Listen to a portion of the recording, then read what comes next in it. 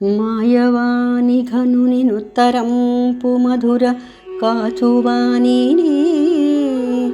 గొల్ల పిల్లలంతు కలసి జల్లులాడి కొల్లలాడి ఉల్లసిల్ల యమున చంతనున్నవాణిని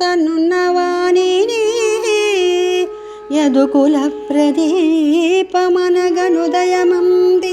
కన్న తల్లియుదర శోకమెల్ల బాపి యొప్పునాతని కాంతలార మనము శ్రీకాంతుగూడి